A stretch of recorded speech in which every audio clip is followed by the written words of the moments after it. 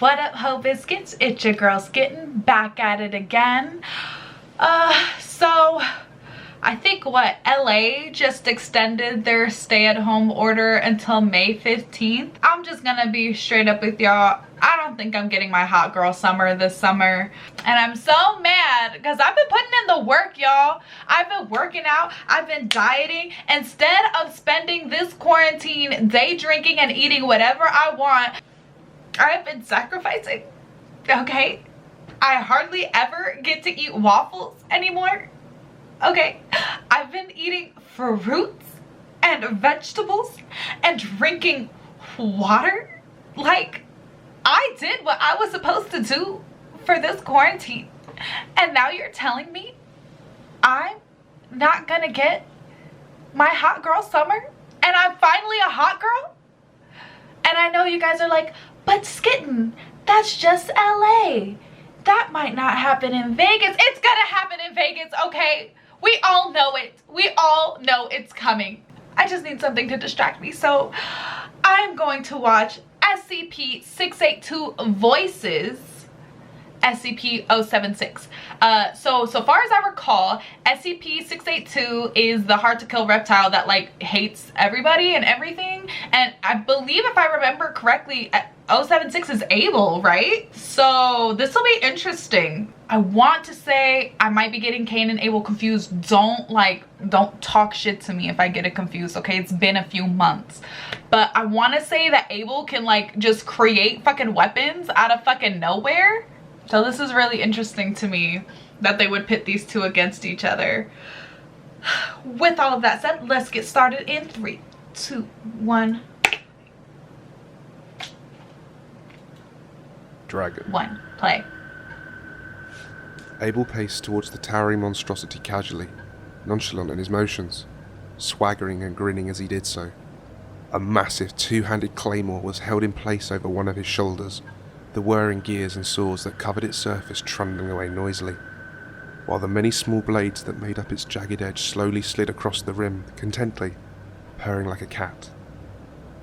The beast in front of him was monolith in the sparse landscape, a monument of destruction, the waves of hatred and anger radiating off of its frame palpable, rivaling even Abel's lust for bloodshed. It simply stood there, a mass of heavily plated carapace and flesh, small black eyes in its mammoth skull like holes into the void, resting malevolently above thick serrated fangs slick with drool. Even as he approached it, it was steadily changing, its tissue warping, the plates and armours growing thicker, mounds of muscle and sinew and bone sliding over each other incessantly, all in a bid to reform into something that would better stand this coming assailant. Truly, this was a godhead of annihilation, a being that embodied the primal destruction of existence. He could hardly contain his glee. After all this time, after the weight of centuries, he would actually meet a being that could surpass his capacity for violence. Maybe. He walked until he was mere feet from its colossal form, and after a moment to savour this wondrous anticipation that he was feeling, he spoke up. I have heard tales of creatures like you. Glorious beasts of scale and flesh, talon and fang, a prowess in battle even greater than the immense intellect hiding behind those bestial eyes. They say your kind once ruled the earth from enormous stockpiles of treasure, killing and eating all who displeased you. But you were knocked from your throne, one by the great warriors who walk this world no longer, until there were no more. And you became but mere myth, he whispered breathlessly. Even I had thought you to be nothing but fairy tales. But yet, here you stand before me, a living dragon. Oh, okay. There was a rumble from the beast, and its mouth began to move, cracking open slowly as a statue came suddenly to life. Pathetic, it grumbled, its voice thick and heavy, like a mountain collapsing into itself 1,000 times over. A dragon? You simple little pile of rot. You understand nothing, as I would expect of a well-trained lapdog. At this, Abel's expression darkened, and the sound of the sword on his shoulder began to pick up. Yo, what the fuck kind of sword is this? What the fuck is this, bro? What is this? Jesus. Twirled ever so faster. What? He said slowly, in a low voice that spoke of rage barely contained. That is what you are, is it not? A trained and broke mutt, bound with a collar and all, it murmured, gesturing slightly towards the thick metal choker around his shoulders and neck. I chose this, he replied stiffly, his face contorted into scowl. Whether you chose it or not, you are still a dog of those things, the only difference being that you eat from their hands rather than a bowl. It sneered, the expression almost visible on his inhuman face. Abel's face twitched, and he tightened his grip on the handle of his weapon, the revolving blades now turning at a considerable speed, protesting with a dull screech. At least I can choose my fate, he roared angrily, launching his sword with a downward swing at the beast's head like an almighty wrath of some obscene god. But the creature responded in a way Abel had never seen in all his millennia of fighting. It headbutted the weapon. The top of its skull and shell shattered into bulky fragments, its eyes bulging as the inside of its cranium was pulverized. One of its eyes burst with a wet pop, and torrents of thick, viscous fluid gushed from its mouth, chunks of meat and tissue pouring forth like a fountain of blood and gore. That is disgusting. This is disgusting. But in headbutting the blade, Abel was thrown off balance by the force of it, recoiling from the attack automatically, leaving his stomach wide open. In that split second of defenselessness, his sight was filled with a gargantuan fist of the monster, a boulder-sized bulk of bony plate ploughing into his entire torso, smashing into him with the force of a hurricane and knocking his sword from his hands. He was flung over 10 meters away like a rag doll, demolishing innumerable objects in his way. His body skidded heavily against the ground, shredding the cloth and skin from his back, until he finally came to an abrupt stop, half embedded in a large boulder. He hung there limply, streams of blood pouring from his eyes, nose, mouth and ears, his face slack in a stunned expression of amazement. And then he laughed. He laughed long and hard, smiling and baring his pointed teeth in a bloody smirk that made it appear that he had just finished a gruesome meal. He spoke up in a language long dead, but the meaning of the words he said were unmistakable. He was issuing a challenge. But to his surprise, the lizard looked like it was having some kind of seizure. It was repeatedly sucking air in through its nostrils, puffing itself up even bigger than it was normally, and consuming the viscous soaked blood dirt quickly, its huge claws scrabbling away at the ground and stuffing chunks of it into its toothy maw. And then something amazing happened. The wound, which had warped the creature's skull into a shape reminiscent of an overripe tomato, began to undo itself. The beast's head shifting back into its regular shape, the broken plates buckling and falling off to be consumed once more, and revealing a shiny wet carapace formed under the old, even thicker than the last. Fate! What would you understand of fate? Fate is life, and you and all of this is death! The creature bellowed, beginning to charge towards him. At this, Abel chuckled.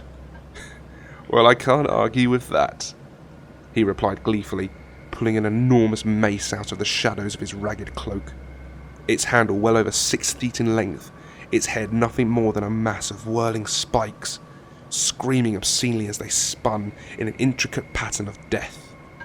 The beast lumbered towards him quickly, its mighty footsteps causing the earth to shake, clods of dirt torn up in its wake, bearing down on him with the force and inevitability of an avalanche. Abel pulled back, standing sideways, moving his arms back behind him and grinding his feet into the ground.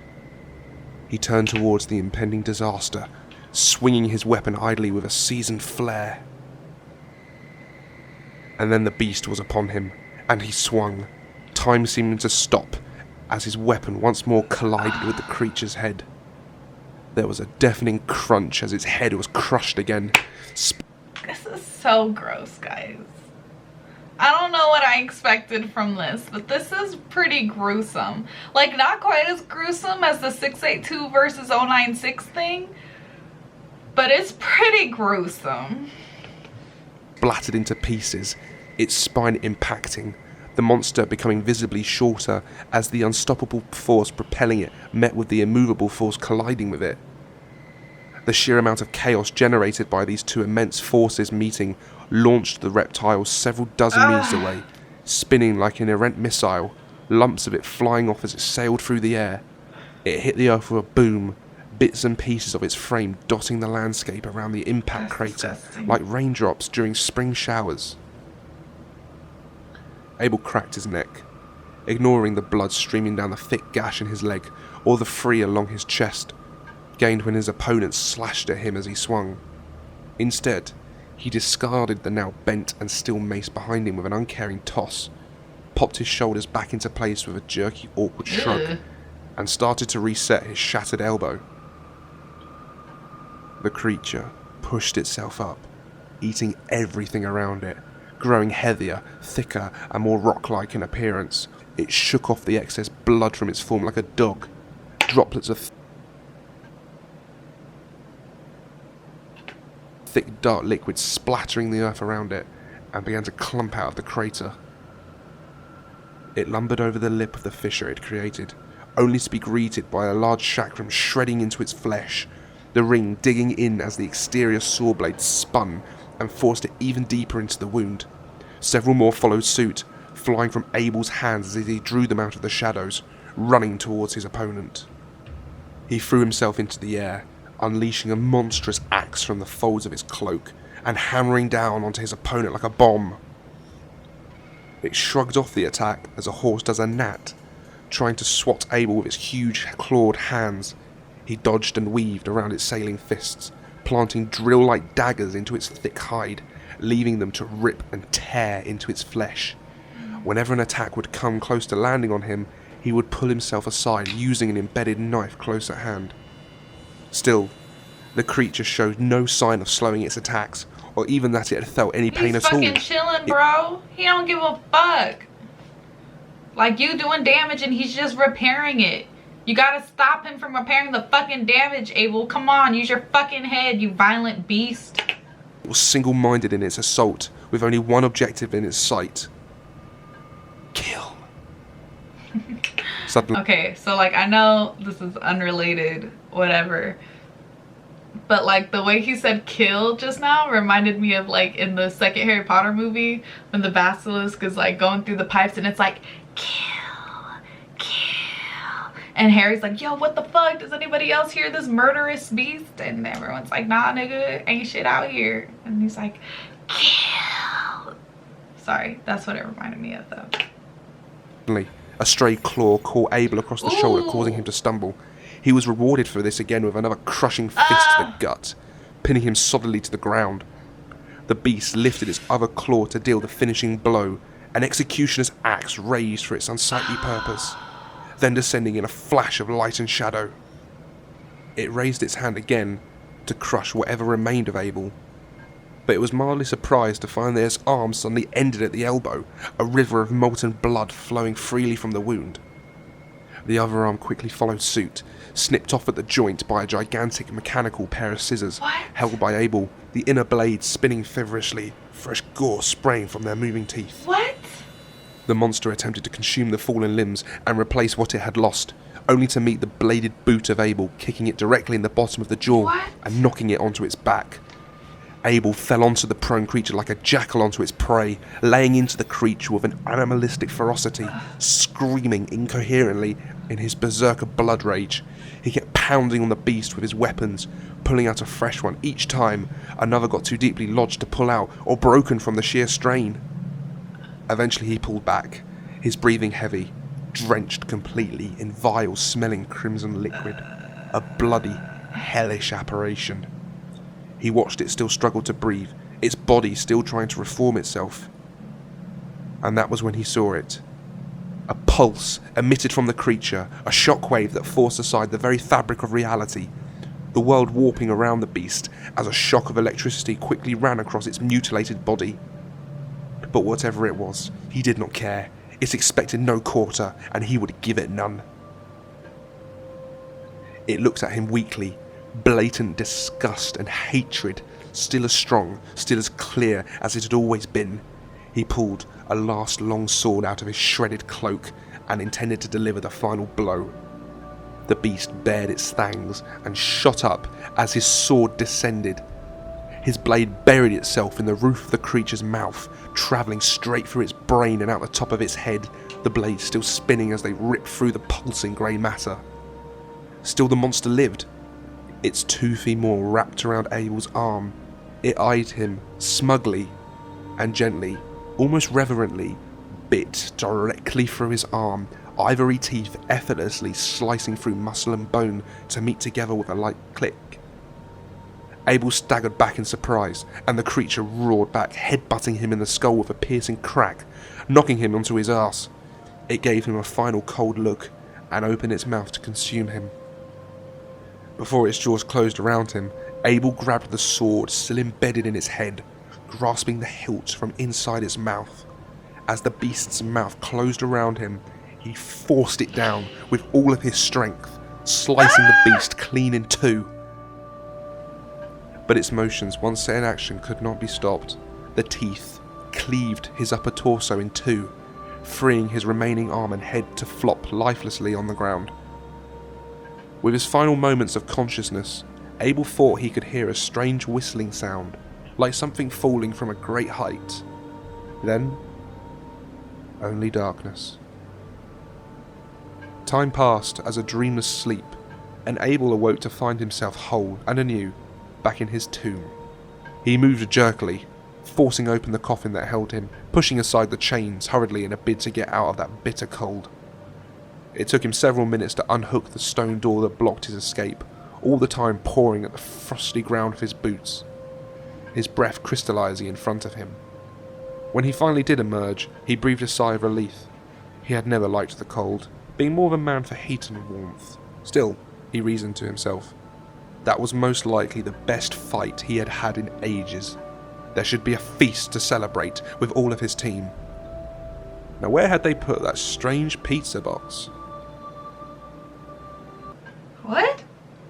So he just fights this nigga and then eats a pizza afterward. Are you kidding me? And what happens to 682 after this? I need clarification, people. That was really good, but it was super gross. But like 682 does not ever come to play, bro. He's not just gonna let you kill him. He's just not. You better come prepared for the fight of your life and ready to die. That's what's gotta happen. Let me know if you guys have any more suggestions for more SCP videos that I should watch down in the comments below. Other than that, I think we're done here. So peace out, ho biscuits. It's getting lit. 3, 2.